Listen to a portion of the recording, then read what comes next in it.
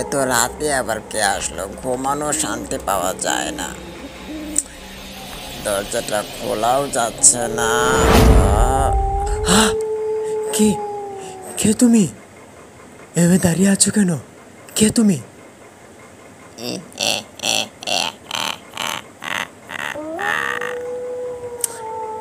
ঢুকতে দে আমাকে ঘরের ভিতরে আগে। কে তুমি?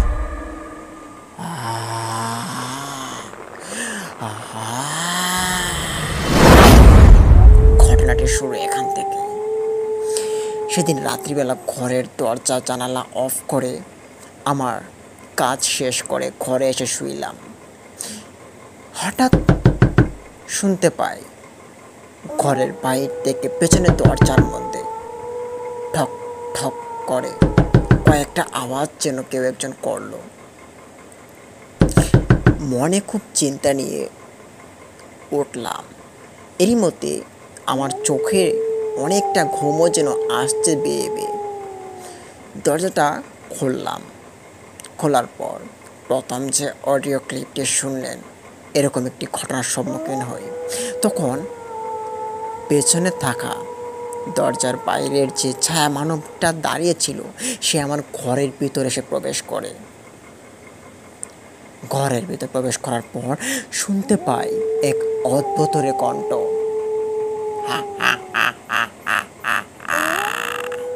কামরুল, তুই এবার কোথায় যাবি?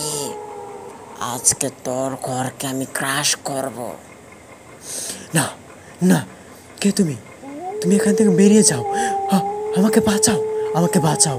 এই বলতে বলতে অজ্ঞান হয়ে পড়ি আমি। ঠিক পরদিন সকালবেলা দেখতে পাই আমার উপরে অনেক মানুষ ভিড় করে আছে। আমার জ্ঞান ফিরলে এখান থেকে লাফিয়ে উঠে চিৎকার করতে শুরু করি, কিন্তু কেউ যেন আমাকে আর কোনো রকমের কথা আর বলছে না। তখন গ্রামের দুই একজন স্থানীয় বৃদ্ধ লোকের কাছে আমি যাই। তখন সবাই আমার কাছ থেকে চলে গিয়েছিল। জিজ্ঞেস করলাম, ও দাদা, আচ্ছা, আজকে রাতে আমার সঙ্গে যে ঘটনাগুলো ঘটলো আপনাদেরকে তো বললাম, কিন্তু আপনারা কোনো রকমের কথা বা কোনো প্রশ্নের উত্তর আমাকে দিলেন না। আমাকে একটু সাহায্য করুন, আমি এখন কী করতে পারি? আমি এমনিতেই বাড়িঘর ফেলে এখানে এসেছি কাজের জন্য। আমি এখন খুব রিস্কের মধ্যে আছি। তখন এখান থেকে এক বৃদ্ধ উঠে বলে, এ ছেলে, চলে যাও এখান থেকে। এসব বিষয় তোমার জানতে হবে না। আর এসব তুমি জানি কি করবে? আবার যাও, বাড়ি যাও। তখন আমার মুখটা গম্ভীর হয়ে ওঠে। আমি কিছুই বুঝতে পারি না, এখান থেকে চলে আসি। তারপর দেখতে পারি রাস্তার এক কিনারে এক মহিলা বসে আছে। তার শরীরটা যেন জোরসোর হয়ে আছে, আশপাশে কোনো মানুষ নেই। এ সময় ঠিক দুপুরবেলা শুরু হতে চলেছে, ঠিক 12টা বাজে। তখন সেই মহিলাটিকে পেছন দিকে ডাক দিলাম, ও কাকি, শুনছেন? কে রে? কে তুই? কাকি, আমি এখানে চাকরি করি। আমার সঙ্গে কালকে রাত্রিবেলা খুব ভয়ঙ্কর ঘটনা ঘটে গেল। আপনি কি আমাকে কোনোভাবে সাহায্য করতে পারেন? কি? আমি তোকে সাহায্য করব? তখন আমার তার ওই হাসিটা কেমন জানি চেনা চেনা মনে হলো। সেই কাল রাতের হাসিটা নয় তো এটা? তখন আমি সেই মহিলাটিকে তার মুখ দেখানোর জন্য বললাম, আপনার মুখটা দেখি তো। কিন্তু সে মাটির নিচে কী জানি এক কাজ করছিল। তার মাথা নিচের দিকে ছিল কালো কাপড়ে, পুরো শরীরটা তার আবদ্ধ করা ছিল। তখন সে একটি কথাই বলতে থাকে, ওই তাল গাছের কিনারায় যাস না। ওই তাল গাছের কিনারার আশপাশে রাত্রিবেলা আসা যাওয়া করবি না, এতে আমাদের ডিস্টার্ব হয়। তাই সাবধান করে দিলাম, আরেকবার যদি কোনো ডিস্টার্ব করবি তাহলে তোর ক্ষতি করতে আমরা দ্বিতীয়বার চিন্তা করব না। এই বলে এক চোট দৌড় দিল সেই মহিলাটি। দৌড়ের মধ্যে দেখতে পারি সে বাতাসের সঙ্গে মিলিত হয়ে গেল। আমার যেন শরীরটা একটু কাঁপনি দিয়ে উঠল। এই ঠিক দুপুরবেলা, আশপাশে কোনো মানুষ নেই, নির্জন একটি এলাকা। এখানে এরকম ঘটনা নাকি ঘটে? আমি এখানকার নতুন। তারপর আমার যে রুমটা ছিল সেই রুমে আসি। এখানকার এক ভাড়াটিয়াকে আমি জিজ্ঞেস করি, ভাই আপনি এখানে কয় বছর ধরে থাকেন? সে বলল, আমি তো অনেক দিন ধরে এখানে থাকি। কেন, আপনার কোনো সমস্যা হয়েছে? তখন তাকে আমি সেই ঘটনা খুলে পড়লাম। তখন সে আমাকে বলে, আরে ভাই শোনো, ওই যে তাল গাছটা আছে না, ওই তাল গাছের মধ্যে বসবাস করে একটি জিন জাতি। অনেকে জিন বলে, আবার অনেকে পিশাচ বলে থাকে। এগুলো নাকি খুব খারাপ। এরা যে কোনো সময় যে কোনো মানুষের ক্ষতি করতে পারে। তাই তো দেখো না, এই আশপাশে কত ঘরবাড়ি খালি পড়ে থাকে। তাছাড়া এই ঘরবাড়িগুলোর ভাড়াও খুব কম নেয়। তখন আমি বুঝতে পারি কেন আমার সঙ্গে এরকম ঘটনাগুলো ঘটছে। তারপর আমি বললাম, এখন আমি কী করতে পারি, আমাকে একটু সাহায্য করুন। তখন সেই লোকটি বলল, এখানে থাকলে ভাই এরকম একটু আধটু ঘটনা ঘটতেই পারে, তা নিয়ে অত ঘাবড়ালে চলবে না। সাবধানে চলুন, সব কিছু ঠিক থাকবে। সেই লোকটির কথা শুনে আমি আমার রুমে চলে আসি। রুমে এসে আবারও শুয়ে পড়লাম। তখন শুয়ে শুয়ে চিন্তা করছিলাম, বাড়িঘর ছেড়ে রাঙামাটিতে এসে বসলাম। এখানে কোনো স্থানীয় মানুষের সঙ্গে যোগাযোগ নেই এবং কোনো আত্মীয় মানুষও নেই। কী করে থাকা যায়? তার মধ্যে ভয়ঙ্কর ঘটনাগুলো ঘটছে। ঠিক তন্মধ্যে আমি শুনতে পারি ঘরের দরজার পিছনে আবারও সেই ঠক ঠক ঠক ঠক আওয়াজ। কে কে ওখানে? কথা বলছেন না যে? কে? দরজাটা খুলুন তো, একটু কাজ আছে আপনার সঙ্গে। মানুষ ভেবে আমি দরজাটা খুলে দিই। দরজা খোলা মাত্রই এক ঝলক বাতাস যেন আমার রুমের ভিতরে এসে আবারও প্রবেশ করে।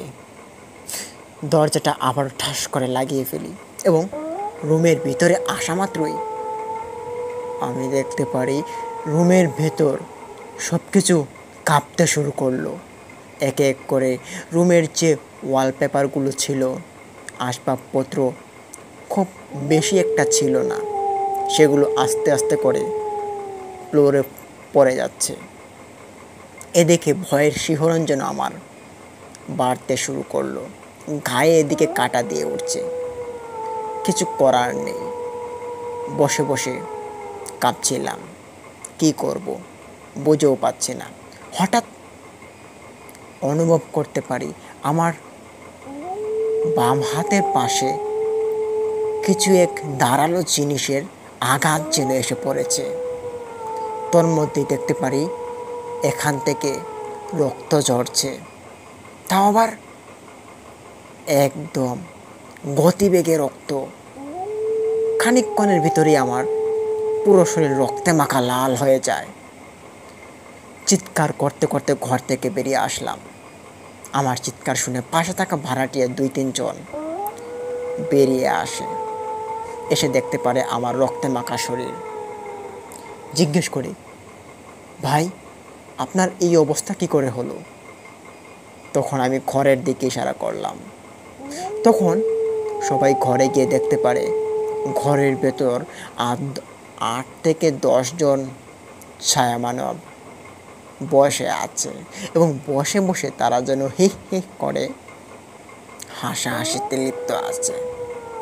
এদিকে সবাই ঘর থেকে বেরিয়ে আসে এবং কেউ আর আমাকে ধরতে আসে না। সবাই ভয়ে সবাই যার মতো করে ঘরে চলে যায়। এদিকে আমি আমার কাটা শরীর নিয়ে এখানেই দাঁড়িয়ে আছি। শরীর থেকে রক্ত যেন ক্রমাগত বেরিয়েই যাচ্ছে। তখন বাড়ি থেকে রাস্তার কিনারায় বেরিয়ে আসি। এখানেই দেখতে পারি এক বৃদ্ধ লোক সাইকেল দিয়ে যাচ্ছে। তখন সে আমাকে দেখে দাঁড়ালো। দাঁড়িয়ে তার হাতে থাকা লাইটটা আমার দিকে ছুঁড়ে মারল। দেখতে পেল পুরো শরীরটা আমার লাল হয়ে আছে। এ দেখে সে সাইকেল থেকে লাফ দিয়ে নামলো। নেমেই তার ব্যাগের ভিতরে এক কাপড় ছিল, সেই কাপড় দিয়ে আমার হাতটা বেঁধে দিল এবং বলল, এখানে বসো। বসা মাত্রই আমার যেন ঘুম লেগে আসলো, কিন্তু সেই লোকটাকে তাকে আমি আর চিনিনি। সে সাইকেল পেডেল পাড়া দিতে দিতে চলে গেল, তাকে আর দেখিও নি। শেষ পর্যন্ত দেখেছিলাম সে আমার সামনে দিয়ে সাইকেল চালাতে চালাতে চলে গেল। এখানেই ঘুম লেগে পড়ল। সকালের আলো ফুটতেই কিছু মানুষ আমার সামনে এসে ভিড় করে। আগের মতো আমাকে জাগানো হয়। তখন দেখতে পারি পুরো শরীর রক্তে লাল হয়ে আছে। কেউ কেউ আমাকে বলছে আমি খুন করেছি বা খুন হয়েছি, আবার কেউ কেউ এসে বলছে তার সঙ্গে খারাপ কিছু ঘটনা ঘটেছে। আমার জ্ঞান ফেরার পর আমাকে জিজ্ঞেস করলো, তখন আমি সব বললাম। কিন্তু ওই এলাকার কোনো মানুষের মুখ থেকে কোনো রকমের উত্তর কিন্তু আমি পাইনি। তারা সবাই কিছু একটা দামাচাপা দেওয়ার চেষ্টা করছিল। গ্রামটার নাম ছিল আখাপুর। গ্রামও বেশ ভয়ঙ্কর একটি গ্রাম, সব থমথমে ভাব। বাড়িতে তারপর যোগাযোগ করি, তখন বাড়ি থেকে বলা হলো বাড়িতে চলে যাওয়ার জন্য। তারপর আমি অসুস্থ শরীরটা নিয়ে বাড়িতে চলে আসি। এরপর অনেক দিন যাবৎ আমার সঙ্গে খারাপ ঘটনা ঘটে। যেমন ধরেন, আমি যখন বাইরে বের হতাম তখন আমি দেখতে পেতাম সেই কালো কাপড় পরা মহিলাটি আমার সামনে দিয়ে হেঁটে যাচ্ছে, কিন্তু তাকে যখন আমি ফলো করা শুরু করি তখন আর তাকে আমি দেখতে পাই না। তারপর ইশারা ইঙ্গিতে আমাকে অনেক কিছু দেখানোর চেষ্টা করছিল, কিন্তু আমি তা দেখতে পাইনি। কবিরাজের সঙ্গে যোগাযোগ করার পর তিনি ভালো ওষুধ দেন আমাকে এবং তাবিজ, কবজ এবং আরও কিছু পরামর্শ দেন, সেগুলো আমি মেনে চলি। তারপর থেকে এগুলো আর আমার চোখের সামনে পড়ে না।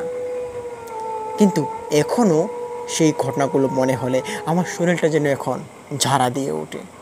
মনে হয় এক ভয়ঙ্কর জায়গা থেকে বেরিয়ে আসলাম। ঘটনাটি খুব বেশি দিন আগের নয়, এই তো 7-8 বছর আগের একটি ঘটনা। আমার বাঁ হাতে কাটা স্থানটি এখনও আছে, এখনও সেই দাগটি মিলিয়ে যায়নি। বেশ ক্ষত একটি দাগ ছিল। তারপর এখানকার 2-3 জন লোকের আমার ফোনে কন্ট্যাক্ট ছিল।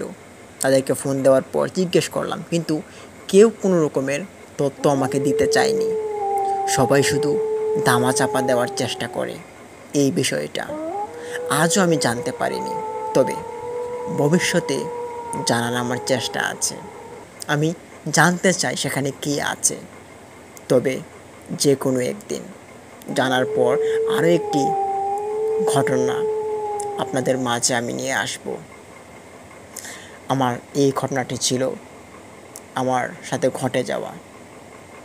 লিসেনার্স, এতক্ষণ শুনছিলেন আমাদের অশরীরী কণ্ঠ ইউটিউব চ্যানেলের প্রথম ঘটনা। আজকের এপিসোডের সেরা ঘটনা হতে চলেছে আমাদের আজকের দ্বিতীয় ঘটনাটি।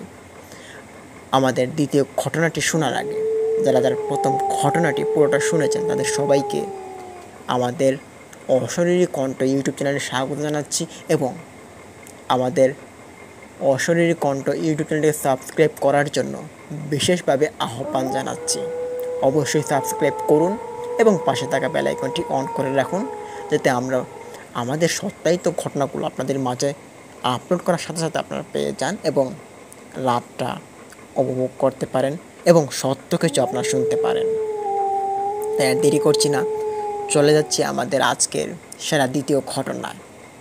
ঘটনাটি অতি ভয়ঙ্কর। সজীব, সজীব, সজীব, তারা।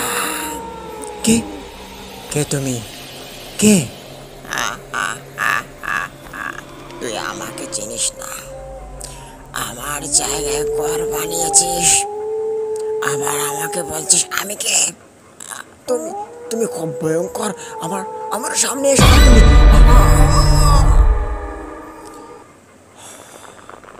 ঘটনাটি শুরু এখান থেকেই। আমার নাম সজীব। আমি পেশায় একজন পল্লী চিকিৎসক। কৃষকদের গবাদি পশু চিকিৎসা করাই আমার কাজ। আমি সিলেট জেলার মৌলভীবাজার কোলাউড়া উপজেলার গাওখার গ্রামের একজন বাসিন্দা। আমি এখানকার স্থানীয়। আমার পরিবারে আমার স্ত্রী, তার নাম শিরিন, এবং আমার ছোট্ট ছেলে, তার নাম শিহাব। তার বয়স 7 বছর। ঘটনাটির উৎপত্তি 2017 সালের ডিসেম্বর মাসের 15 তারিখে। ওই দিন আমি চেম্বার বন্ধ করে আমি রাস্তা দিয়ে হাঁটতে শুরু করলাম। আমি চিন্তা করতে শুরু করলাম, গ্রামের একজন সম্মানিত ডাক্তার আমি। গাওখাইর গ্রামে ছোট্ট একটা চেম্বার চালাই, তবে আমার অনেক নাম ডাক। আমার জীবনটা খুবই সাধারণ, কিন্তু ওই রাতে আমার জীবনে সব কিছু বদলে গেল। হাঁটতে হাঁটতে হঠাৎই আমার হাতে থাকা সেই ঘড়িটির দিকে এক নজর যায়। দেখি তখন রাত প্রায় 12টা বাজে। মাথার মধ্যে নানান ধরনের টেনশন ভর্তি নিয়ে হাঁটতে শুরু করলাম। হঠাৎ আশপাশে কেমন জানি এক নিস্তব্ধতা আমার আশপাশে বিরাজ করা শুরু করে। আমি অনুভব করতে পারি এবং আমার কানে শুনতে পারি ঝিঝি পোকার আওয়াজ হচ্ছে। তারপর কুকুরের খুব দূর থেকে এক ভয়ঙ্কর রূপী ডাকও আমার কানে ভেসে আসছে। তারপর মনে হচ্ছে শেয়ালরা যেন আশপাশে দৌড়াদৌড়ি করছে। আর আজকের এই রাতটা কেমন জানি আমার কাছে মনে হচ্ছে আমাবস্যার এক ভয়ঙ্কর রাতের মতো রূপ নিতে চলেছে। বেশ ভয় লাগলো আমার, এবং আমি ওখান থেকে আস্তে আস্তে করে হাঁটা শুরু করি। হঠাৎ শুনি আমাদের যে বাড়ির পশ্চিম দিকে বাঁশঝাড়টা ছিল, সেখান থেকে আমাকে কেউ ডাক দিয়েছে, সজীব, সজীব, সজীব, তারা। অদ্ভুত কণ্ঠস্বরে বললাম, কে? কে তুমি? তখন আমি দেখতে পাই আমার সামনে বিকট লম্বা এবং কালো পুরোহিত, তার মাথা মুখ দেখা যাচ্ছে না, প্রায় 20 ফুট উচ্চতায় হবে, আমার সামনে এসে দাঁড়ালো। আমি তখন ভয়ে কাঁপতে শুরু করি। কিছু বলবো তাকে, সেও দিশা পাচ্ছি না। এখান থেকে দৌড়ে পালাবো, তারও কোনো জোর পাচ্ছি না। হঠাৎই শুনতে পাই সেই অদ্ভুত লোকটার মুখ থেকে কীরকম কথা বেরিয়ে আসছে। সে বলতে থাকে, তুই আমার জায়গায় ঘর বানিয়েছিস, আমি এখানে থাকতাম 100 বছর। তুই আমার শান্তি নষ্ট করেছিস, এখন তোর শান্তি আমি নষ্ট করব। তুই কি জানোস না এই জমির মধ্যে কেউ হাত বাড়ায় না? তুই কেন হাত বাড়িয়েছিস? তোর এত বড় স্পর্ধা! তখন সেই ছায়ামানবটির কথা আমি শুনে আমার মুখ থেকে একটা কথা আর বেরিয়ে আসছে না। তখন সে আরও বলতে লাগলো, তুই এই জমি কিনেছিস, তুই এই জমি আর বিক্রি করতে পারবি না। আর তোর যে ছেলে আছে, সেই ছেলেটা কিন্তু প্রতিদিন রাত্রিবেলা আমার সঙ্গে খেলা করে। তুই কি তা জানিস? কালকে তোর ছেলের কাছে যাব এবং তোর ছেলেকে আমার সাথে করে নিয়ে যাব, পারলে তুই ঠেকাস। কথাটি শোনা মাত্রই আমি ওখানে অজ্ঞান হয়ে পড়ি। তারপর খানিকক্ষণ পর আমার স্ত্রী শিরিন সে ঘর থেকে বেরিয়ে আসলো এবং আমাকে খোঁজাখুঁজির জন্য একটি টর্চ লাইট হাতে করে বেরিয়ে আসলো। সঙ্গে আমার ছেলেটাকেও নিয়ে আসলো। আমাকে দেখতে পারে মাটিতে আমি শুয়ে আছি, তবে অজ্ঞান হয়ে। আমাকে তারা দেখতে পেয়ে দৌড় দিয়ে আমার পাশে এসে বসলো এবং আমার শরীরে ধরতেই আমার জ্ঞানটা আবারও ফিরে আসলো। আমি ওঠা মাত্রই আমি বলতে লাগলাম, আমার আমার ছেলেটাকে ছেড়ে দাও, আমার ছেলেটাকে ছেড়ে দাও, আমার আমার ছেলেটাকে কিছু বলবা না, আমার ছেলেটার কোনো ক্ষতি করবা না। তখনই আমি দেখতে পারি আমার পাশে আমার ছেলে বসে আছে, আর পাশে আমার স্ত্রীও বসে আছে। জিজ্ঞেস করছে অবাক কণ্ঠস্বরে, কি হয়েছে আপনার? তখন আমার মুখ থেকে যেন আর কোনো রকমের কথা বেরিয়ে আসছে না। তাড়াতাড়ি করে তাদেরকে নিয়ে ঘরে চলে আসলাম। ঘরে আসার পর সেদিন রাতটা আমার চোখে কোনো ঘুম লাগছে না। আমি দাঁড়িয়ে এদিক থেকে ওদিক, ওদিক থেকে এদিক হাঁটাহাঁটি করছিলাম। তারপর বাইরে শুনতে পাই ঝড়ের শব্দ, হালকা ঘড়ঘড় শব্দ। এরই মধ্যে জিন বলেছিল, তোর ছেলে শিহাব সে রাতে একা খেলতেছিল আমার জায়গায়, তার পিছে আমি আছি, যদি আর একবার আসে আমি নিয়ে যাব। কথাটি আমি আবারও শুনতে পাই। তারপর আমি এই কথা শোনা মাত্র আমার ছেলের পাশে গিয়ে বসি এবং তার মাথায় হাত বোলাতে শুরু করি। তারপর হঠাৎ করে আরও ভয়ঙ্কর কিছু আওয়াজ শুনতে পাই। বাইরে কেমন জানি ঘড়বড়, পুরো রাতটা চলে যাচ্ছে। আমি তখন চিৎকার করতে শুরু করলাম, না না, ও ছোট বাচ্চা, আমি সব ছেড়ে দেবো, প্লিজ আমার ছেলেটাকে কিছু বলবা না, আমার ছেলেটার কোনো ক্ষতি করবা না। তখন আমার স্ত্রীও সে ঘুম থেকে উঠে আসে এবং কিছুক্ষণ নীরবতায় আমি ভুগি। এরপর ধাতব গলায় জিনের ভয়ানক হাসি শুনতে পাই, কিন্তু আমার স্ত্রী সেই হাসিটা সে শুনতে পায়নি। সে বলতে লাগলো, তুই ভয় পাইছিস? ভয় পালো, ভয়ে তো আমি বাঁচি, আবার আসবো। সজীব, শুয়ে থাকিস চোখ খোলা, আরেকটু সামনে আসো, আরেকটু এদিকে, এদিকে আসো। দাঁড়াও, দাঁড়াও, আমাকে নিয়ে যাও, আমাকে রেখে যেও না, আমাকে নিয়ে যাও। তুমি তুমি তুমি কে? তুমি কোথায় হারিয়ে গেলে? দাঁড়াও, আমাকে নিয়ে যাও। ঘটনাটি পাঠিয়েছেন আবেদ হাসান ভাই। আসসালামু আলাইকুম। আশা করি সবাই ভালো আছেন। আমার নাম আবেদ হাসান। বেশ কয়েকদিন আগের একটি ঘটনা আপনাদের মাঝে আমি শেয়ার করলাম আজকে। ঘটনাটির কথা মনে হলে ঘাটা যেন এখনও কাটা দিয়ে ওঠে। ঘটনাটি আমার সঙ্গে ঘটে 3 বছর আগে। আমি ময়মনসিংহ রেল স্টেশনে একটি ট্রেনেতে উঠি। ওঠার পর আমি একটি সিটে গিয়ে বসি। সেখানে আমার পেছন পেছন আরও একটি লোক এসে উঠল। লোকটি খুব জোরু সরু ছিল। সে এসেই আমার পাশে ঘেঁষে বসলো। আমি তার দিকে এক পলক চাইলাম, কিন্তু কোনো কিছু বুঝতে পারলাম না। মনে হলো সে একজন পুরুষ মানুষ, কিন্তু তার আবরণ এবং তার গঠন দেখে মনে হচ্ছে না সে কোনো পুরুষ। এমন অদ্ভুত মানুষের সম্মুখীন আমি আমার জীবনের প্রথম হই। আশপাশে মানুষও খুব কম। আমি ট্রেনের জানালার কিনারে বসলাম। একটু পর দেখতে পারি পেছন থেকে আমাকে একজন ডাক দিয়ে উঠল, আবেদ হাসান ভাই, কোথায় যাবেন আপনি? আমার নাম ধরে আবার কে ডাকলো? এখানে তো আমাকে কেউ চিনে না। অবাক স্বরে পেছন দিকে তাকালাম। পেছনে আমার চোখ পড়ে সেই লোকটি হাত বাড়িয়ে আমার পিঠের দিকে তার হাতটা যেন নিয়ে আসছে। হাতটা ছিল কুচকুচে কালো বর্ণের। আমি তার হাত দেখে একটু পেঁচিয়ে চলে আসি। তখন সে আর হাত আমার পিঠের উপরে রাখেনি। তার মাথার এতগুলো চুল ছিল, চুলের কারণে তার পুরো মুখটা ঢাকা ছিল।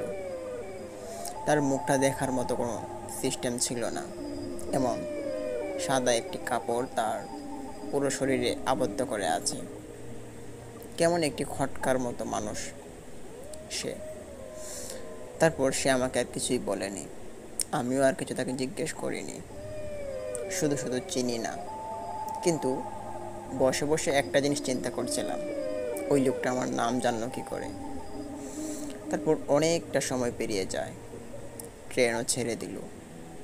ট্রেন ছাড়ার সঙ্গে সঙ্গে দেখতে পারি সেই লোকটা আমার পাশ থেকে উঠে পড়ল এবং সামনে দিয়ে কিছু একটা কাজ যেন সে করলো। তারপর সে এখান থেকে আবারও আমার নিকট আসে, এসে আমার দিকে হাঁ করে তার মুখ দিয়ে তাকিয়ে থাকে, কিন্তু আমি তার মুখ স্পষ্টভাবে দেখতে পারছি না। তার মাথার চুলে পুরো মুখ ঢাকা। আমি আর তার দিকে কোনো লক্ষ্য করিনি। জানালার বাইরে মাথাটা ধুলিয়ে বসে থাকি। অনেকক্ষণ হয়ে যায়, সন্ধ্যা ঘনিয়ে আসে। হুট করে একটি জায়গায় এসে ট্রেনটি আটকা পড়ে যায়। তারপর ট্রেন আটকাতে সকল মানুষ দেখতে পারি ট্রেন থেকে নেমে গেল। আমি ভাবলাম একা একা বসে দেখে এখন কি করব, আমিও নেমে পড়ি। ট্রেন থেকে নামবো বলে জানালা থেকে মুখটা সরিয়ে ডান পাশে চাইলাম। তখন দেখতে পারি সেই অদ্ভুতরে মানুষটা পাশেই বসে আছে, সোজা হয়ে বসে আছে। তার যেন শরীরে কোনো গরম লাগছে না, এদিকে আমার শরীরটা যেন গরমে পড়ে যাচ্ছে। সন্ধ্যার পর পর সব কিছু অন্ধকারে ঢাকা। আশপাশে জঙ্গলের এক ঝোপঝাড়, শোনা যাচ্ছে শিয়ালের ডাক এবং অন্যান্য পশু পাখিরও ডাক শোনা যাচ্ছে। তখন সেই লোকটাকে বললাম, একটু সাইড দিবেন, নিচে নামবো। লোকটার সঙ্গে সঙ্গে উঠে দাঁড়ালো এবং আমি তার পাশ ঘেঁষে হাঁটা শুরু করি ট্রেনের দরজার দিকে। কিন্তু পেছন ফিরে দেখি সেই লোকটা আমার পিছু পিছু হাঁটতে শুরু করেছে। 1 মিনিটের মতো দাঁড়িয়ে চিন্তা করলাম, এই লোকটা শুরু থেকেই আমাকে ফলো করছে। কে ওই লোকটা? জিজ্ঞেস করবো বলেও করে উঠতে পারিনি। ট্রেন থেকে নেমে পড়লাম। গিয়ে দেখতে পারি ট্রেনের ইঞ্জিনে কাজ করছে। তারপর জিজ্ঞেস করলাম কতক্ষণ লাগবে, বললো যে আর একটু সময় হবে। তারপর হাঁটাহাঁটি করছিলাম। হাঁটতে হাঁটতে হঠাৎ দেখতে পারি সেই লোকটা খুব দূর থেকে আমাকে ডাকছে, হাত ইশারা করে। ওদিকে বেশ ঘন একটি জঙ্গল রয়েছে। চিন্তায় মগ্ন হলাম, ওই লোকটা কে? আমাকে এতক্ষণ ফলো করলো, এখন আবার আমাকে ডাকে। কোনো অদ্ভুতের কাণ্ড নয় তো? তখন কি করবো বুঝে পাচ্ছিলাম না। না পেয়ে হাঁটা শুরু করি সেই লোকটার দিকে। আর সেই লোকটা ক্রমাগত তার হাত ইশারা করে আমাকে ডাক শুরু করে। তারপর এক পর্যায়ে তার নিকটবর্তী হয়ে দাঁড়াই। জিজ্ঞেস করলাম, আমাকে ডেকেছেন? কি হলো, কথা বলছেন না যে? আমাকে আপনি ডেকেছেন কোনো দরকার? প্রায় 1.5 মিনিট যাবৎ তার সামনে দাঁড়িয়ে থাকি। হঠাৎ করে দেখতে পারি সেই লোকটা তার পরনে থাকা সেই সাদা কাপড়টি আস্তে আস্তে করে খুলে ফেলছে। ঠিক সেই মুহূর্তে দেখতে পারি তার মাঝ বুক বরাবর এক লাল চক্ষুবর্ণ, সেটা আমার দিকে তাক করে আছে, কিন্তু তার মুখের চোখগুলো আমি দেখতে পারছি না। এ দেখে মনে বেশ ভয় জন্মালো। পেছন ফিরে দেখি কিছু মানুষ ট্রেনের সামনে দাঁড়িয়ে আছে, কিন্তু আমার জায়গা থেকে অনেকটা দূরে। আমি তখন কী করবো বুঝে পাচ্ছিলাম না। লোকটার কাছে দাঁড়াবো নাকি ট্রেনের কাছে চলে যাব। তখন হতাশ হয়ে পড়ি। তারপর আরও দেখতে পারি সেই লোকটা আমার সামনে তার পায়ের জুতোগুলো খুলে। তখন দেখতে পারি তার পায়েতে কোনো মাংস নেই, হাড়ের এক স্তূপ তার পায়ে। এ দেখে আরও বেশ খটকা লাগলো, কোনো মানুষ তো এমন হতে পারে না। তারপর দেখতে পারি তার চুলগুলো কেমন জোনাকি পোকার মতো আলো ঝলমল করছে। এ দেখে আমার আর বুঝতে বাকি রইল না, এ কোনো মানুষ নয়। দৌড়তে শুরু করি। ঠিক তখনই হোঁচট খেয়ে পড়ি এক ছোট্ট পাথরের সাথে। তারপর মুখটা ঘোরাতেই দেখতে পারি সেই লোকটা আমার মুখের সামনে। তখন 1 মিনিটের জন্য কি ঘটেছিল আমার আর খেয়াল নেই।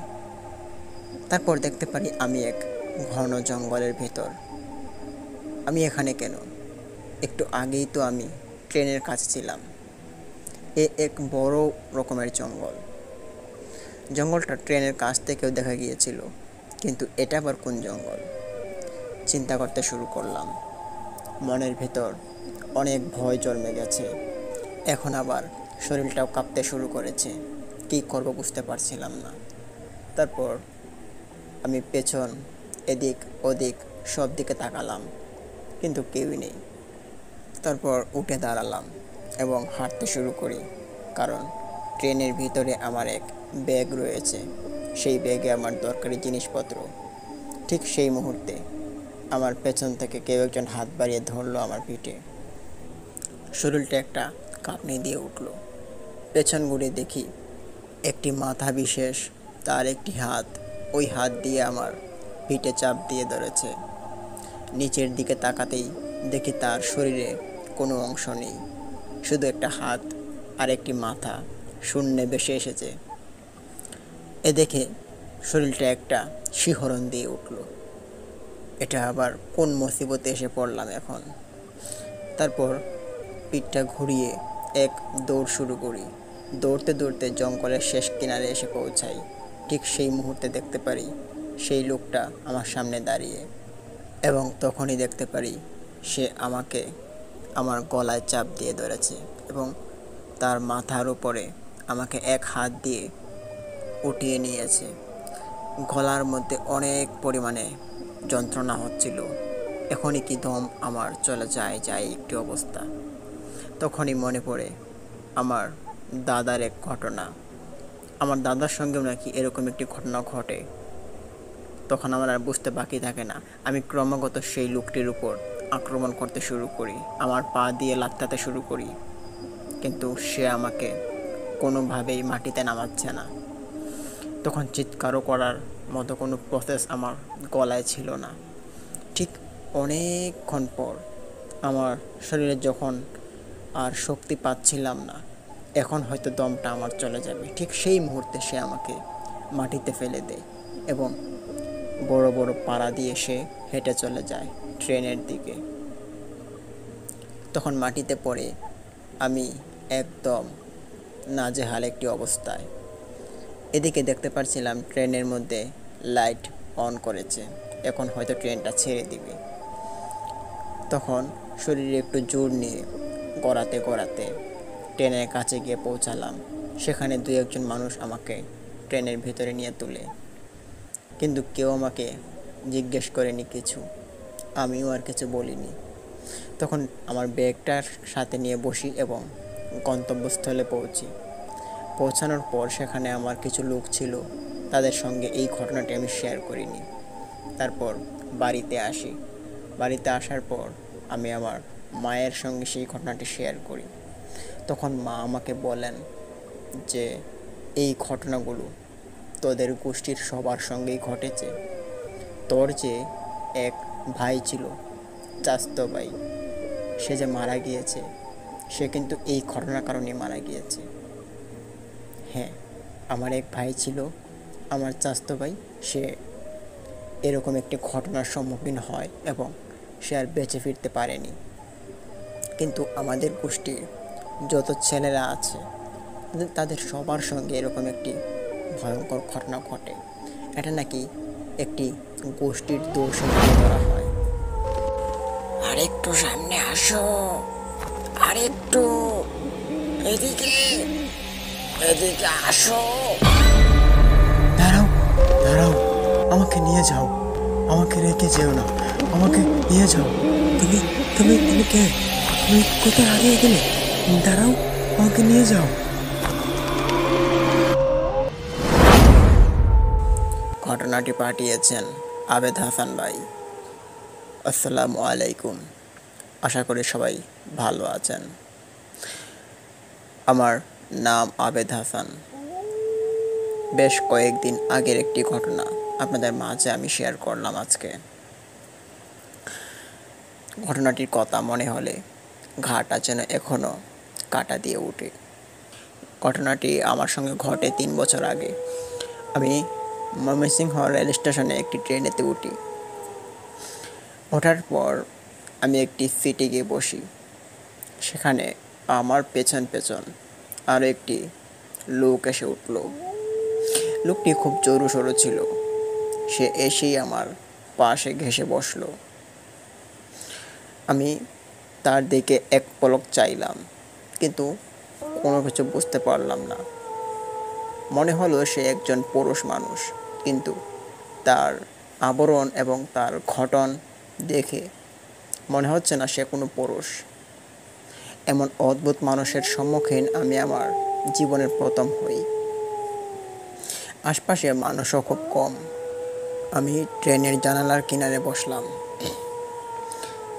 একটু পর দেখতে পারি পেছন থেকে আমাকে একজন ডাক দিয়ে উঠল, আবেদ হাসান ভাই, কোথায় যাবেন আপনি? আমার নাম ধরে আবার কে ডাকলো?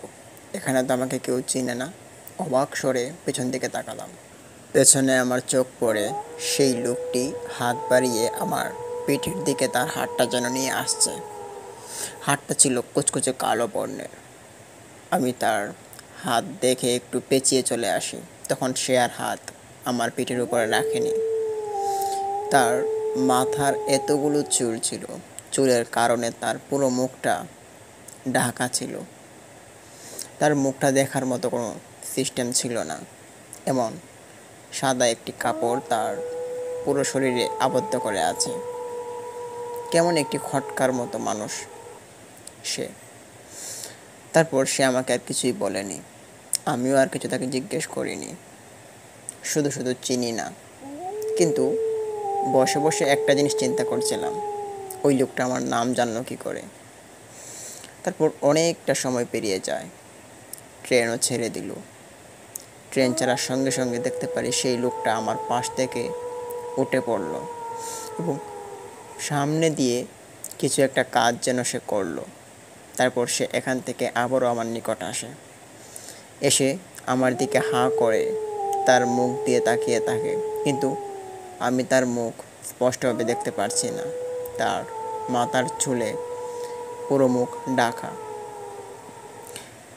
আমি আর তার দিকে কোনো লক্ষ্য করিনি। জানালার বাইরে মাথাটা ধুলিয়ে বসে থাকি। অনেকক্ষণ হয়ে যায়। সন্ধ্যা ঘনিয়ে আসে। হুট করে একটি জায়গায় এসে ট্রেনটি আটকা পড়ে যায়। তারপর ট্রেন আটকাতে সকল মানুষ দেখতে পারি ট্রেন থেকে নেমে গেল। আমি ভাবলাম একা একা বসে থেকে এখন কি করব। আমিও নেমে পড়ি। ট্রেন থেকে নামবো বলে জানালা থেকে মুখটা সরিয়ে ডান পাশে চাইলাম।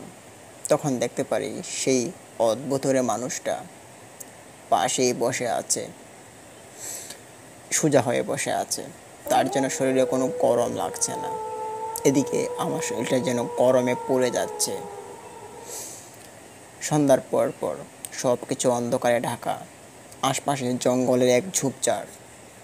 শোনা যাচ্ছে শিয়ালের ডাক এবং অন্যান্য পশু পাখিরও ডাক শোনা যাচ্ছে। তখন সেই লোকটাকে বললাম, একটু সাইড দিবেন, নিচে নামবো। লোকটার সঙ্গে সঙ্গে উঠে দাঁড়ালো এবং আমি তার পাশ ঘেঁষে হাঁটা শুরু করি ট্রেনের দরজার দিকে। কিন্তু পেছন ফিরে দেখি সেই লোকটা আমার পিছু পিছু হাঁটতে শুরু করেছে। 1 মিনিটের মতো দাঁড়িয়ে চিন্তা করলাম, এই লোকটা শুরু থেকেই আমাকে ফলো করছে। কে ওই লোকটা? জিজ্ঞেস করবো বলেও করে উঠতে পারিনি। ট্রেন থেকে নেমে পড়লাম। গিয়ে দেখতে পারি ট্রেনের ইঞ্জিনে কাজ করছে। তারপর জিজ্ঞেস করলাম কতক্ষণ লাগবে। বললো যে আর একটু সময় হবে। তারপর হাঁটাহাঁটি করছিলাম। হাঁটতে হাঁটতে হঠাৎ দেখতে পারি সেই লোকটা খুব দূর থেকে আমাকে ডাকছে। হাত ইশারা করে। ওদিকে বেশ ঘন একটি জঙ্গল রয়েছে। চিন্তায় মগ্ন হলাম, ওই লোকটা কে? আমাকে এতক্ষণ ফলো করলো, এখন আবার আমাকে ডাকে। কোনো অদ্ভুতের কাণ্ড নয় তো? তখন কি করবো বুঝে পাচ্ছিলাম না। না পেয়ে হাঁটা শুরু করি সেই লোকটার দিকে। আর সেই লোকটা ক্রমাগত তার হাত ইশারা করে আমাকে ডাক শুরু করে। তারপর এক পর্যায়ে তার নিকটবর্তী হয়ে দাঁড়াই। জিজ্ঞেস করলাম, আমাকে ডেকেছেন? কি হলো, কথা বলছেন না যে? আমাকে আপনি ডেকেছেন কোনো দরকার? প্রায় 1.5 মিনিট যাবৎ তার সামনে দাঁড়িয়ে থাকি। হঠাৎ করে দেখতে পারি সেই লোকটা তার পরনে থাকা সেই সাদা কাপড়টি আস্তে আস্তে করে খুলে ফেলছে। ঠিক সেই মুহূর্তে দেখতে পারি তার মাঝ বুক বরাবর এক লাল চক্ষুবর্ণ, সেটা আমার দিকে তাক করে আছে, কিন্তু তার মুখের চোখগুলো আমি দেখতে পারছি না। এ দেখে মনে বেশ ভয় জন্মালো। পেছন ফিরে দেখি কিছু মানুষ ট্রেনের সামনে দাঁড়িয়ে আছে, কিন্তু আমার জায়গা থেকে অনেকটা দূরে। আমি তখন কী করবো বুঝে পাচ্ছিলাম না। লোকটার কাছে দাঁড়াবো নাকি ট্রেনের কাছে চলে যাব। তখন হতাশ হয়ে পড়ি। তারপর আরও দেখতে পারি সেই লোকটা আমার সামনে তার পায়ের জুতোগুলো খুলে। তখন দেখতে পারি তার পায়েতে কোনো মাংস নেই, হাড়ের এক স্তূপ তার পায়ে। এ দেখে আরও বেশ খটকা লাগলো। কোনো মানুষ তো এমন হতে পারে না। তারপর দেখতে পারি তার চুলগুলো কেমন জোনাকি পোকার মতো আলো ঝলমল করছে। এ দেখে আমার আর বুঝতে বাকি রইল না, এ কোনো মানুষ নয়। দৌড়তে শুরু করি। ঠিক তখনই হোঁচট খেয়ে পড়ি এক ছোট্ট পাথরের সাথে। তারপর মুখটা ঘোরাতেই দেখতে পারি সেই লোকটা আমার মুখের সামনে। তখন 1 মিনিটের জন্য কি ঘটেছিল আমার আর খেয়াল নেই। তারপর দেখতে পারি আমি এক ঘন জঙ্গলের ভেতর। আমি এখানে কেন? একটু আগেই তো আমি ট্রেনের কাছে ছিলাম। এক বড় রকমের জঙ্গলটা ট্রেনের কাছ থেকেও দেখা গিয়েছিল, কিন্তু এটা আবার কোন জঙ্গল? চিন্তা করতে শুরু করলাম। মনের ভেতর অনেক ভয় জন্মে গেছে। এখন আবার শরীরটাও কাঁপতে শুরু করেছে। কী করব বুঝতে পারছিলাম না। তারপর আমি পেছন, এদিক ওদিক সব দিকে তাকালাম, কিন্তু কেউই নেই।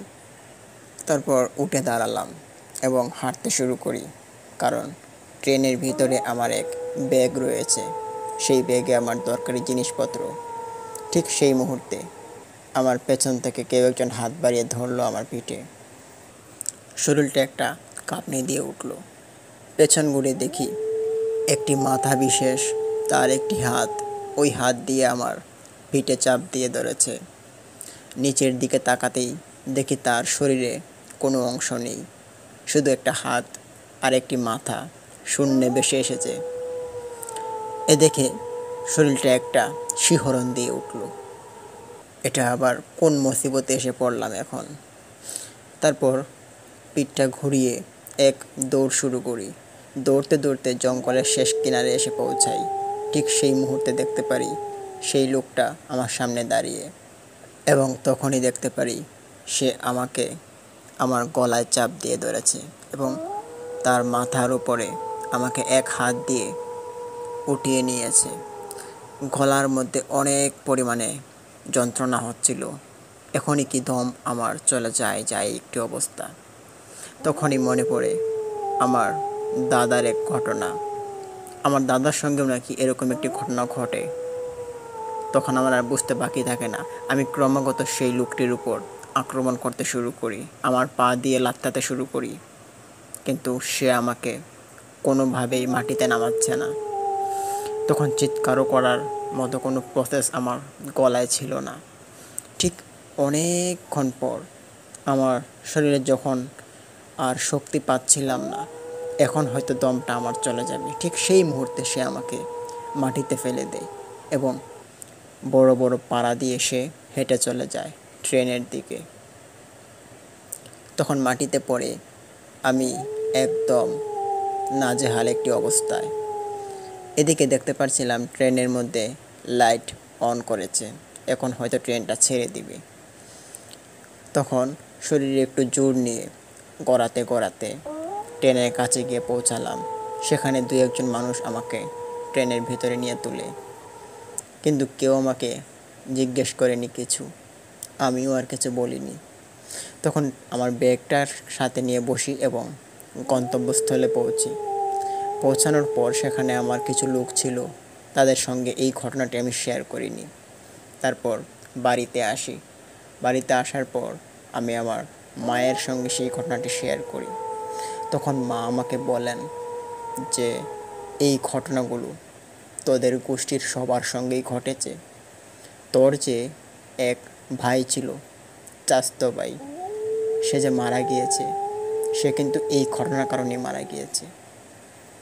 হ্যাঁ, আমার এক ভাই ছিল, আমার চাচাতো ভাই, সে এরকম একটি ঘটনার সম্মুখীন হয় এবং সে আর বেঁচে ফিরতে পারেনি। কিন্তু আমাদের গোষ্ঠীর যত ছেলেরা আছে তাদের সবার সঙ্গে এরকম একটি ভয়ঙ্কর ঘটনা ঘটে। এটা নাকি একটি গোষ্ঠীর দোষ হিসেবে ধরা হয়। তারপর কিছু খারাপ জিন এসে এখানে উল্টাপাল্টা কাজ করে এবং বিভ্রান্ত করার চেষ্টা করে।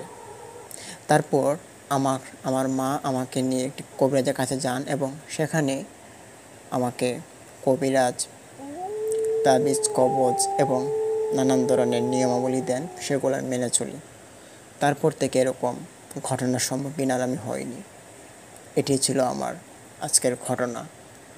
আমি জানি না আর সামনে ঘটনাগুলো ঘটবে কি না, তবে সবাই আমার জন্য দোয়া করবেন যেন আমি আর এরকম কঠিন পরিস্থিতির সম্মুখীন আর যেন হতে না হয়, আমাদের গোষ্ঠীর কেউ যেন আর এরকম সম্মুখীন না হয়।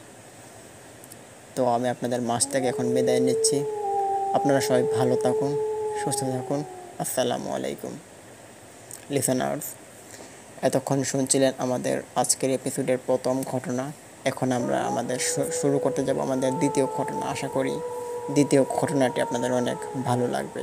এরই মধ্যে আপনারা যারা এখনও আমাদের চ্যানেলটি সাবস্ক্রাইব করেননি, অবশ্যই সাবস্ক্রাইব বাটনে প্রেস করুন এবং অল আইকন নোটিফিকেশনে ট্যাপ করে দিন। শুরু করা যাক আজকের আমাদের সেরা দ্বিতীয় ঘটনাটি।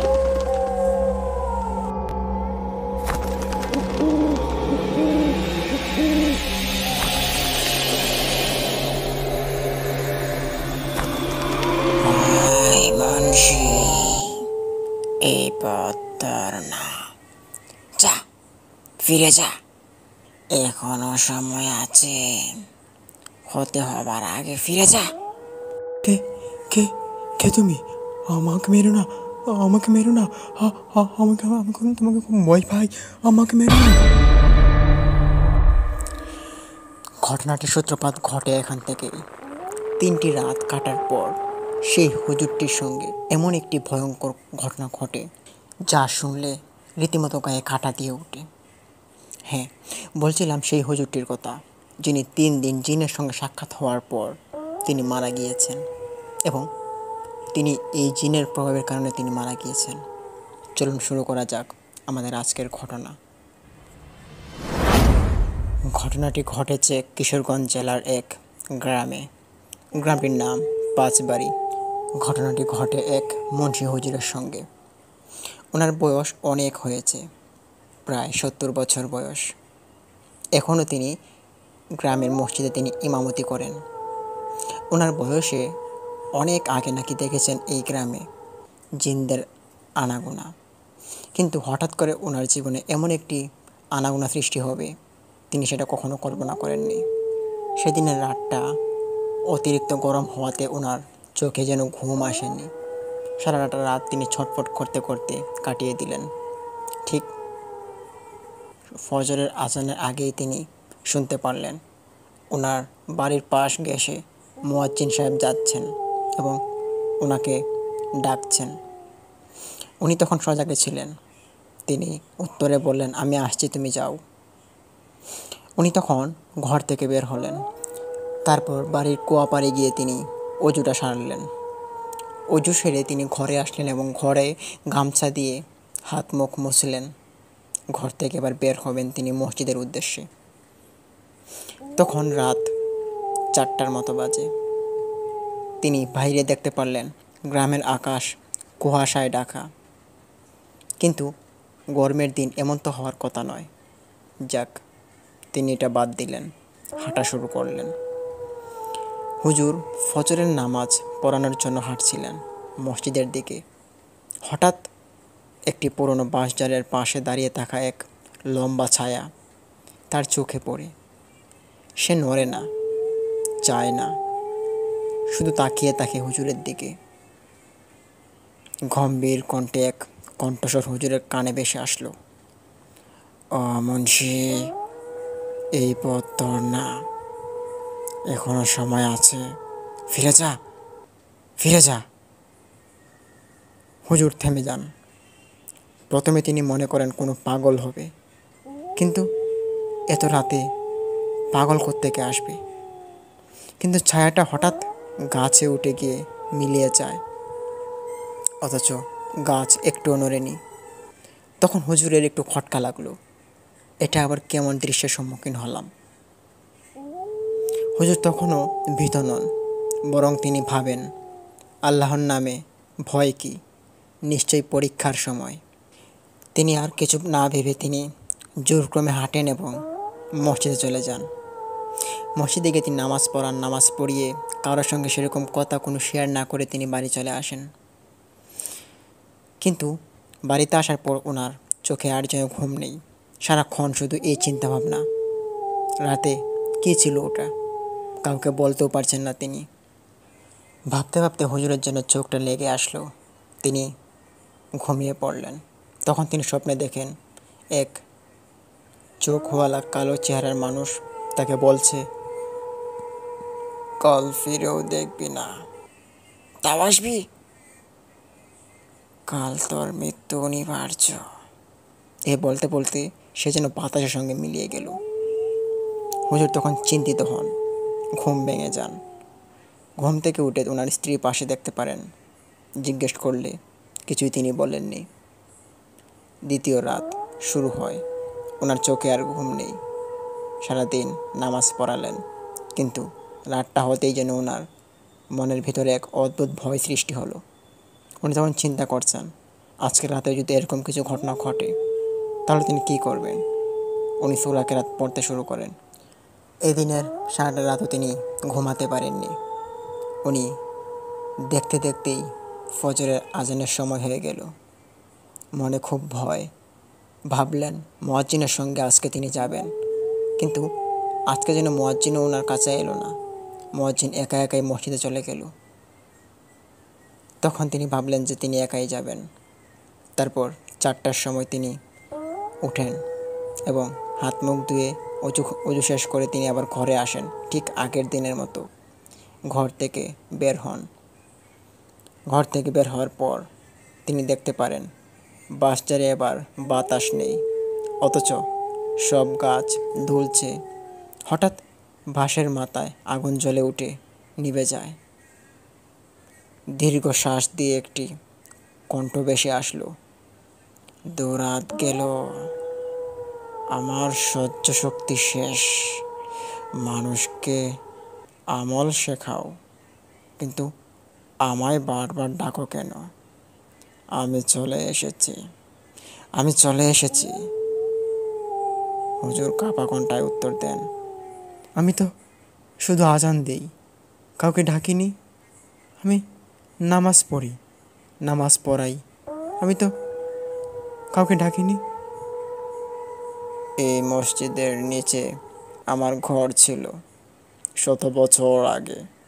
তুই আজান দিয়ে আমাকে জাগাস, এবার তুইও থাকিস না। হুজুর কেঁপে উঠলেন।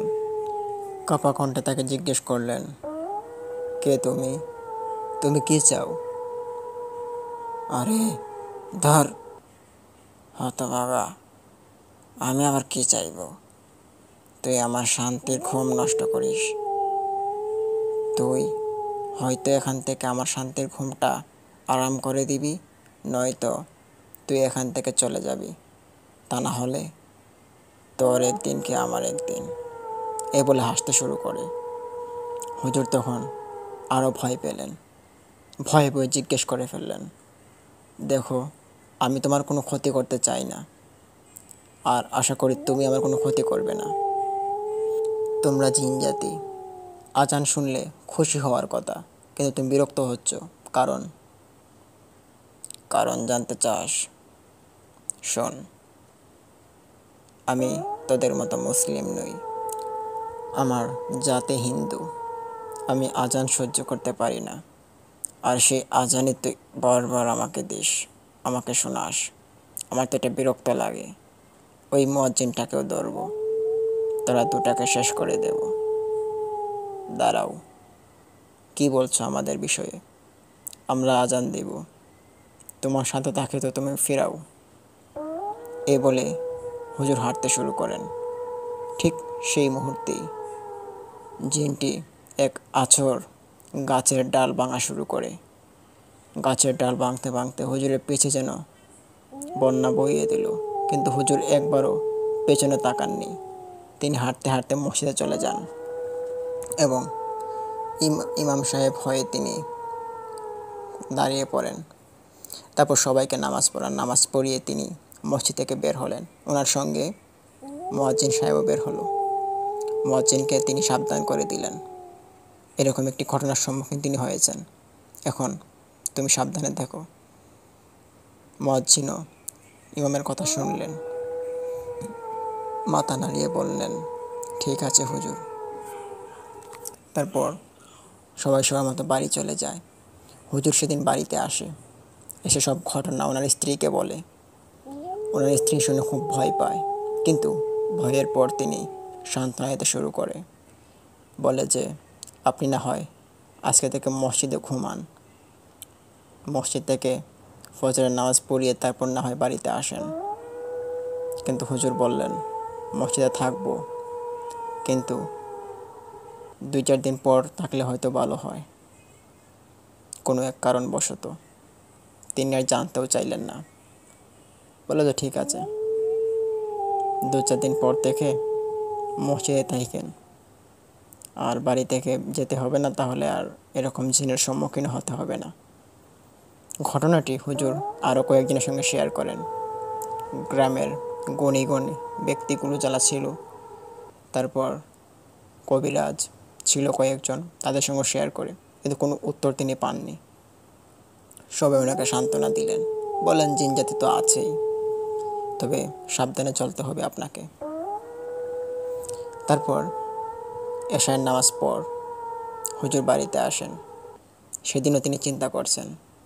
2 দিনের ঘুম একত্র হয়ে হুজুরের মাথা একদম ব্যথা সৃষ্টি হলো। হুজুর মাথা ব্যথা ছটফট করছেন। ওনার স্ত্রী মাথায় পানি ঢালছেন, কিন্তু মাথা ব্যথা কোনোভাবেই কমছে না। রাত মধ্যরাত হয়ে ওঠে। তখন হুজুর হঠাৎ করে দেখতে পারেন, অনুভব করেন যে মাথা ব্যথাটা সেরে গেছে। তখন হুজুর উঠে দাঁড়ান, দাঁড়িয়ে কিছুক্ষণ হাঁটাহাঁটি করেন। এভাবে রাতটা যেন পেরিয়ে যাচ্ছে। ঠিক আগের মতো আজান দিল। আজান দিতেই হুজুরের যেন কলেজে একটা কাঁপুনি দিয়ে উঠল। ওনার স্ত্রীকে এসে বলল, আমার শরীরটা কেমন করছে। তখন ওনার স্ত্রী মাথায় আবার পানি দিলেন, শরীরটা মুছিয়ে দিলেন। তখন বললেন যে আজকে আপনার যেতে হবে না, বাড়িতে নামাজ পড়ে ফেলেন। কিন্তু অনেক বছর ধরে তিনি এখানে নামাজ পড়াচ্ছেন, কোনোদিন ফজরের নামাজ তিনি মিস করাননি। বললেন, সমস্যা নেই, নামাজটা পড়িয়ে চলে আসি। সঙ্গে ওনার স্ত্রী যেতে চাইলেন, কিন্তু মানা করলেন। তিনি সেদিন রাতে ঘর থেকে বেরিয়ে গেলেন একা একা। অজু শেষ করলেন, ঘরে হাত মুখ মুছে তিনি হাঁটা শুরু করলেন। রাত তখন আবারও 4টার উপরে বেজে গেল। এবারও তিনি হাঁটতে শুরু করেন। গ্রাম জুড়ে দেখতে পারেন ঘন কুয়াশা। বাসজারের কাছে এবার ছায়াটা একবারে মানুষ রূপে। তিনি দূর থেকে দেখতে পারেন তার মাথায় পাগড়ি, কিন্তু চোখ দুটো আগুনের মতো ধাউ ধাউ করে জ্বলছে, যেন শরীর থেকে কুয়াশার আবর্ণ বেরিয়ে আসছে, আর সেই কুয়াশা দিয়ে পুরো গ্রামটা সাদা হয়ে আছে। হুজুর দেখতে পারেন সেখানেই হয়তো এরকম একটি ঘটনা ঘটছে। সে সময় হুজুরের বাড়ির পাশে থেকে এক লোক বের হচ্ছিলেন মসজিদে আসার উদ্দেশ্যে। ঠিক তখনই সে দেখতে পারে হুজুর জিনের সম্মুখীন। তিনি দেখতে পারেন হুজুর গিয়ে তার সামনে দাঁড়ায় এবং জিন তাকে জিজ্ঞেস করে, রে, তোর তো বড্ড সাহস, তুই আবারও চলে আসলি। তোর কি একটু ভয় নাই? লোকটি শুনতে পায় জিনে খুব ভয়ঙ্কর কণ্ঠে বলছে, খুব গম্ভীর কণ্ঠে। হুজুর তখন কিছু না বলতে পেরে তিনি ওখানে অজ্ঞান হয়ে পড়ে। তখন সে দেখতে পারে হুজুরকে গলায় ধরে উপরে তুলেছে সেই ছায়া মানবটি, তারপর সেখানে ঝুলিয়ে দিল। সেই লোকটি এরকম একটি দৃশ্য দেখার পর সে ঘরে দৌড়ে আসে এবং তার ঘরে তার ছেলেকে ডাক দেয়, তার স্ত্রীকে ডাক দেয়। সবাই যখন বেরিয়ে আসে, সবাই এসে দেখতে পারে এরকম একটি দৃশ্য, একটি ছায়া মানব এবং সামনে হুজুর লটকানো অবস্থায়। চিৎকার শুরু করে দেয় তার স্ত্রী। চিৎকার শোনার পর গ্রামের আশপাশ থেকে মানুষজন বেরিয়ে আসতে শুরু করে। ততক্ষণে সেই জিনটি বাতাসের সঙ্গে মিশে যায় এবং ইমাম সাহেব ওখানে মাটিতে লুটিয়ে পড়ে। সবাই ইমাম সাহেবের কাছে যেতে ভয় পায়, ভাবে যদি কোনো সমস্যা হয়। এভাবে কেউ আর ইমাম সাহেবকে ধরে না। তারপর দু একজন সাহস করে ইমাম সাহেবের কাছে যায়, গিয়ে দেখতে পারে তিনি আর বেঁচে নেই, তিনি মারা গেছেন। তারপর সবাই ওনাকে নিয়ে কান্নাকাটির রোল পড়ে যায়। ঘরে নিয়ে আসা হয় এবং সবাই কান্নাকাটি করছে। তারপর আর কী করার, কিছুই করার থাকে না। হুজুরকে মাটি দেওয়া হয় ঠিক দুপুর পরে।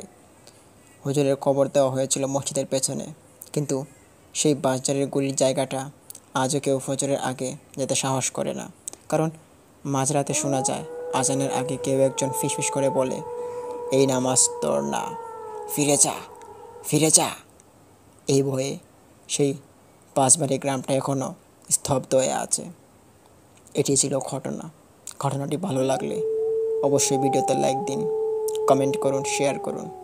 উক্ত ঘটনাটি আমরা কালেক্ট করেছি পাঁচবাড়ি গ্রামের এক বিশ্বস্ত লোকের কাছ থেকে। তারপর সেই ঘটনাটি জানার জন্য তার স্ত্রীর কাছে যাই এবং তার স্ত্রী সব ঘটনা আমাদের খুলে বলে। লিসেনার, আজকের এই ঘটনাটি কেমন লাগলো অবশ্যই কমেন্ট করুন এবং অবশ্যই সাবস্ক্রাইব বাটনটি প্রেস করে দিন।